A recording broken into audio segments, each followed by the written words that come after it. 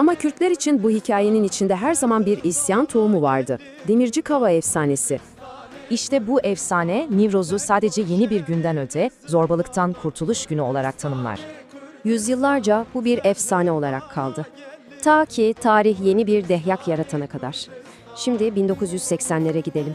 1980 askeri darbesi sonrası binlerce kişi hapse atıldı.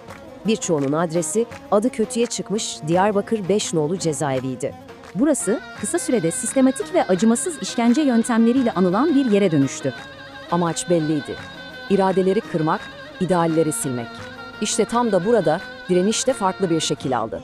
Bu direnişin içerideki en önemli seslerinden biri genç bir eylemciydi, Mazlum Doğan. Zekasıyla ve asla bükülmeyen iradesiyle tanınıyordu. Günde yüzlerce sayfa kitap okuduğu söylenir. Ve Doğan, duvarları aşacak bir mesaj için en sembolik günü, yani Nivroz gecesini seçti. Ardında bu mesajı bıraktı ve tıpkı Demirci Kava efsanesindeki gibi kendi ateşini yaktı. Bu bir çaresizlik eylemi değildi. Aksine bir başkaldırıydı. Modern zamanların zafer ateşiydi. İşte kilit nokta bu. Doğan'ın eylemi, modern mücadeleyi o kadim kurtuluş efsanesine sımsıkı bağladı. Ve bu tek eylem, içeride ve dışarıda yepyeni bir direniş dalgası ateşledi. Sonraki yıllarda Nivroz, kitlesel siyasi taleplerin dile getirildiği ana sahne oldu.